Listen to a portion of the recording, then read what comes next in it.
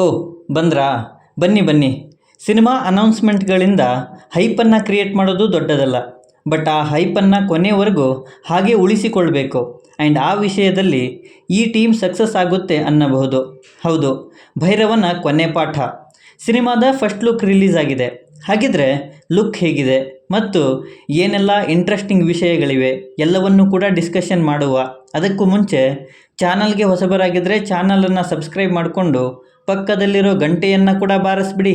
ಏಕೆಂದರೆ ಇದೇ ತರಹದ ಮತ್ತಷ್ಟು ಡಿಸ್ಕಷನ್ ಜೊತೆಗೆ ಭೇಟಿಯಾಗ್ತಿರೋಣ. ಆ್ಯಂಡ್ ಈ ವಿಡಿಯೋ ನಿಮಗೆ ಇಷ್ಟ ಆದರೆ ನಾನು ನಿಮ್ಮ ಕಡೆಯಿಂದ ಬಯಸೋದು ಒಂದು ಲೈಕ್ ಮಾತ್ರ.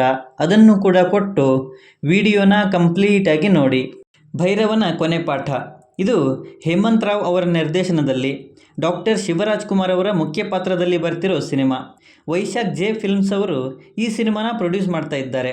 ಸಿನಿಮಾ ಅನೌನ್ಸ್ ಆದಾಗಿನಿಂದಲೂ ಈ ಸಿನಿಮಾದ ಮೇಲೆ ಹೈಪ್ ಇತ್ತು. ಆ್ಯಂಡ್ ಶಿವರಾಜ್ಕುಮಾರ್ ಅವರ ಫಸ್ಟ್ ಲುಕ್ ನೋಡಿದಾಗ ಅದಿನ್ನೂ ಜಾಸ್ತಿ ಆಯಿತು ಅಂತ ಅನ್ನಬಹುದು. ಮೊದಲು ಈ ಪೋಸ್ಟರಲ್ಲಿ ಬಿಳಿಗಡ್ಡದ ರಾಜನಾಗಿ ಶಿವರಾಜ್ಕುಮಾರ್ ಅವರು ಕಾಣಿಸಿಕೊಳ್ತಾ ಇದ್ದಾರೆ.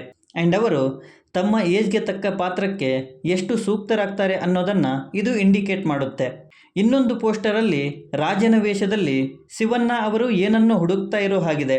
ಆ್ಯಂಡ್ ಸಿನಿಮಾ ಟೀಮಿನವರೇ ಹೇಳಿದ ಹಾಗೆ ಇದೊಂದು ಪೀರಿಯಡ್ ಆ್ಯಕ್ಷನ್ ಡ್ರಾಮಾ ಸಿನಿಮಾ ಅಂತೆ.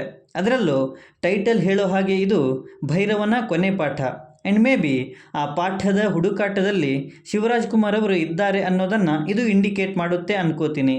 ಇದೊಂದು ಪತ್ತೇದಾರಿ ಸಿನಿಮಾ ಆ್ಯಂಡ್ ಇದರಲ್ಲಿ ಆ್ಯಕ್ಷನ್ ಕೂಡ ಇದೆ ಅನ್ನೋದನ್ನು ಅವರ ಕಡೆ ಬರ್ತಾ ಇರೋ ಈ ಬಾಣಗಳು ಹೇಳ್ತಾ ಇದ್ದಾವೆ.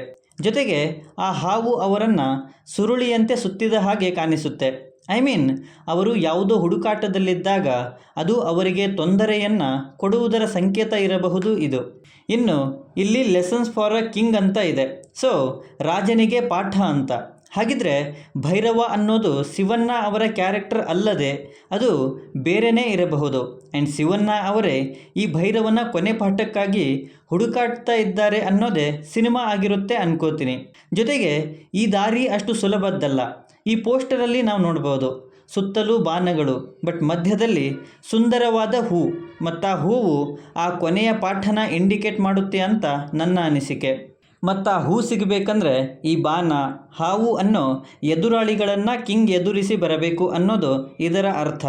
ಟೈಟಲಲ್ಲಿ ಹದ್ದಿದೆ ಆ್ಯಂಡ್ ಈ ಪೋಸ್ಟರಲ್ಲಿ ಶಿವಣ್ಣ ಅವರ ಕೈಯಲ್ಲಿ ಕೂಡ ಹದ್ದಿದೆ. ಈ ಎಲ್ಲ ರೆಫರೆನ್ಸಸ್ಸನ್ನು ಕನೆಕ್ಟ್ ಮಾಡಿದರೆ ಇದು ಹಾವು ಹದ್ದಿನ ಆಟ ಅನ್ಕೋತೀನಿ. ಸೊ ಕೆಪಬಿಲಿಟಿ ಇರುವಂತಹ ಡೈರೆಕ್ಟರ್ ಇದ್ದಾರೆ. ಇನ್ನು ಶಿವಣ್ಣ ಅವರ ಬಗ್ಗೆ ಏನು ಹೇಳಬೇಕಾಗಿಲ್ಲ.